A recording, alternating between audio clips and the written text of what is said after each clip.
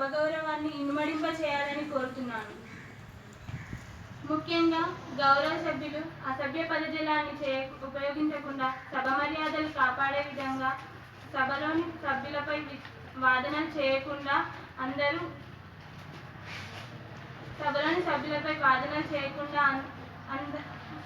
సభలోని సభ్యుల పట్ల గౌరవపూర్వకంగా మర్యాదగా నడుచుకోవాలని కోరుకుంటున్నాను.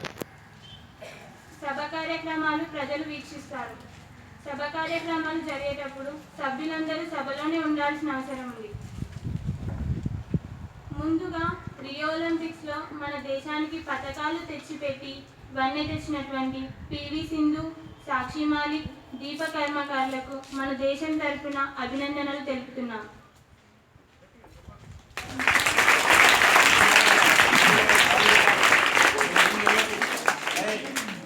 గౌరవ ముఖ్యమంత్రి కల్వకుంట్ల చంద్రశేఖరరావు గారు ప్రభుత్వ హయాంలో చేపట్టినటువంటి వివరణల గురించి ముందుగా వివరించవలసిందిగా కోరుతున్నాం. అందరికీ నమస్కారం. మా తెలంగాణ ప్రభుత్వాన్ని ఎన్నుకున్న రాష్ట్ర ప్రజలందరికీ మా తెలంగాణ ప్రభుత్వం తరఫున కృతజ్ఞతలు తెలుపుతున్నాను. ఈ ప్రభుత్వం సామాన్య ప్రజలను దృష్టిలో ఉంచుకొని రాష్ట్ర అభివృద్ధికి, ప్రజా సంక్షేమానికి, రాష్ట్రంలో మౌలిక సదుపాయాల కల్పనకు, పారిశ్రామిక రంగ అభివృద్ధికి కల్పనకు, ముఖ్యంగా గ్రామీణ ప్రాంతాల్లో ఉన్న వ్యవసాయ రంగ అభివృద్ధికి అధిక ప్రాధాన్యతనిస్తూ గ్రామీణ ప్రాంతాల్లో ఉన్న పేదరికాన్ని నిర్మూలించడానికి సంక్షేమ పథకాలను ప్రారంభిస్తుందని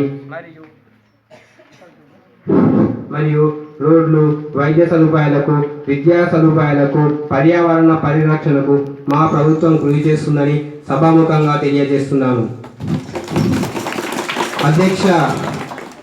అధ్యక్ష, మా తెలంగాణ ప్రభుత్వం రైతుల పక్షాన ఉన్న ప్రభుత్వం. తెలంగాణ రైతుల సంక్షేమం కోసం ఎన్నో కార్యక్రమాలను నిర్వహించింది.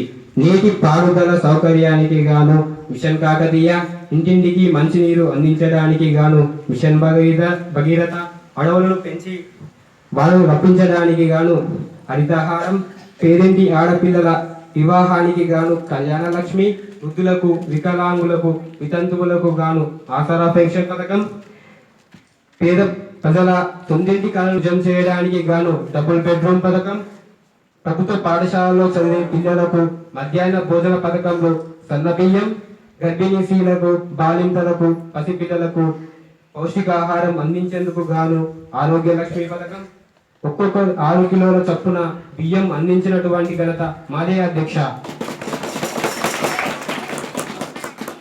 అధ్యక్ష, రైతుల కోసం ఇప్పటికే కొంత నిధులను కేటాయించింది. రైతుల రుణమాఫీ కోసం ఇప్పుడే బ్యాంకుల ఖాతాలను నిర్వహించింది. ఆర్థిక శాఖతో కూడా మాట్లాడింది.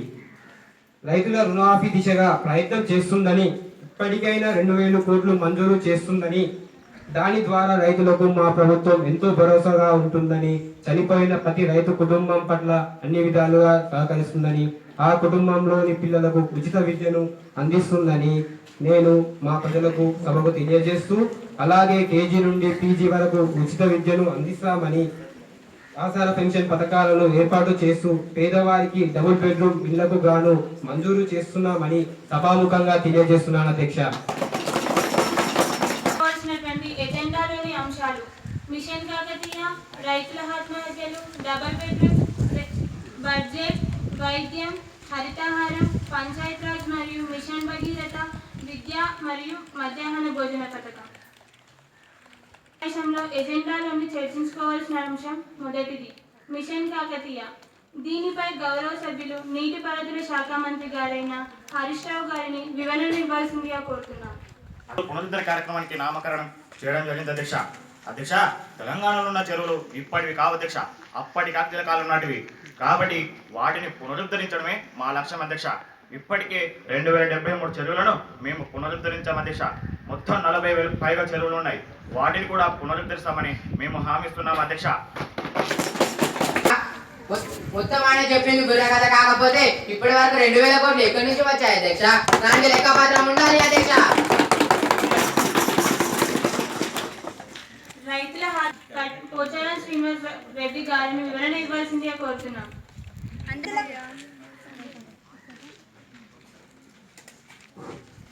అధ్యక్ష, మేము రైతులకు అన్ని వసతులు కల్పిస్తున్నాం, రుణమాఫీ చేశాం.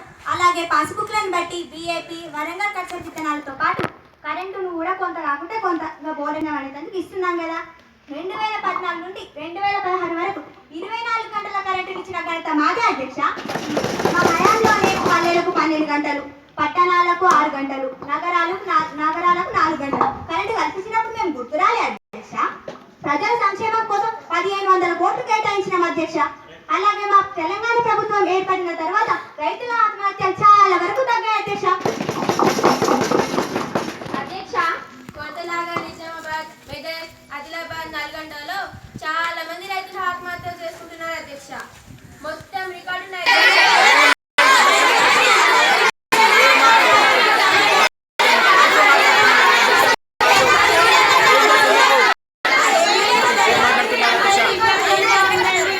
పూర్తి కానివ్వండి. దయచేసి అందరూ నిశ్శబ్దంగా ఉండండి.